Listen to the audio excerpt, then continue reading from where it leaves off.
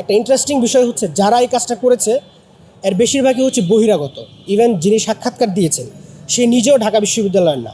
প্রথমেই ক্যাম্পাসের যে গণতান্ত্রিক পরিবেশ, সেই পরিবেশের জায়গা থেকে সবগুলো ছাত্র সংগঠন তারা নিজস্ব যে কার্যক্রম সেই কার্যক্রম পরিচালনা করতে পারবে। তো তারা ছাত্র শিবিরের ব্যানার সরানোর মাধ্যমে ক্যাম্পাসের যে গণতান্ত্রিক পরিবেশ এই পরিবেশকে বিঘ্নিত করেছে এবং এর দায় আমি সর্বপ্রথম প্রশাসনকে দিতে চাই যে প্রশাসন উপস্থিত থাকতে তারা এই ধরনের দুঃসাহস কীভাবে করলো। সেকেন্ড বিষয় হচ্ছে যদি কোনো অভিযোগ থাকে তাহলে তাদের প্রথম কাজ হচ্ছে এটা প্রশাসনকে অবহিত করা এবং প্রশাসন আমাদেরকে জানালে আমরা এটার বিরুদ্ধে ব্যবস্থা নিতাম, আমরা এটা সরিয়ে ফেলা বা যেটা প্রয়োজন হয় সেটা করতাম। পূর্বে আমরা এই জিনিসটা করেছি, কিন্তু এই জিনিসটা না করে তারা এই কাজটা করেছে। এই জন্য আমরা সিদ্ধান্ত নিয়েছি যে আমাদের এই প্রচারণা ছিল গণভোটে হায়ের পক্ষে। এটা পুরো জাতির প্রত্যাশা এবং সকলেই মোটামুটি এই বিষয়ে একমত যে গণভোটে হা। তো এই ইস্যুটা নিয়ে তারা এই ধরনের নোংরামিটা করেছে এবং আমি আমার জায়গা থেকে যেটা বলি সেটা হচ্ছে তারা দীর্ঘদিন ধরে জনবিচ্ছিন্ন অবস্থায় আছে এবং মাঝে মাঝেই তাদের পুরাতন যে টাচ করবি না পলিটিক্স, এই পলিটিক্সের অংশ হিসেবেই প্রাসঙ্গিক হওয়ার জন্য এই কাজগুলো করে থাকেন। সুতরাং আমরা এটাতে এত বেশি গুরুত্ব দিচ্ছি না, তারা অপ্রাসঙ্গিক আছে, অপ্রাসঙ্গিকই থাকবে। আর আমাদের দিক থেকে সিদ্ধান্ত নিয়েছি যে গণভোটে হায়ের পক্ষে আরও বেশ কিছু ব্যানার আমরা আশেপাশের এলাকাতে আমরা এলাকাতে লাগাবো এবং প্রত্যাশা করব যে প্রশাসন দ্রুত এর বিরুদ্ধে ব্যবস্থা নেবে।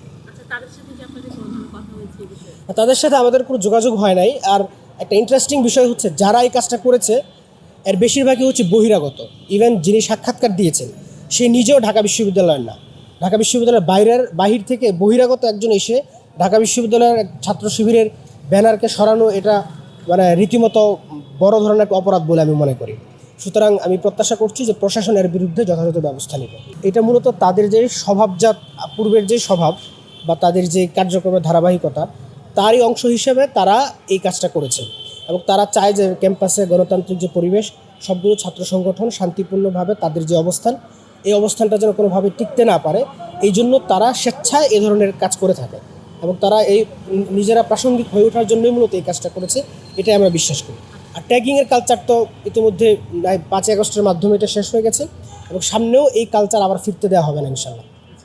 আপনারা বিলবোর্ডটা যেহেতু লাগিয়েছেন সেটা আসলে একেবারে কেন ভাস্কর্যের সামনে, একটু তো পাশেও দিতে পারতেন। জি, এটা আপনার বিলবোর্ডগুলো লাগানো হয়েছে, এটার দায়িত্বে যারা ছিল যাদেরকে দেওয়া হয়েছে পুরো ক্যাম্পাসে বিভিন্ন জায়গায় লাগানোর কথা বলা হয়েছে। আর এটা ভাস্কর্যের একেবারে সামনে ছিল না, ভাস্কর্যের একটা লম্বা জায়গা পিছনের সাইডে ছিল। তো যিনি লাগিয়েছেন তারা কর্মচারী, তারা তো এটা জানেন না এক্স্যাক্ট কোথায় লাগাতে হবে।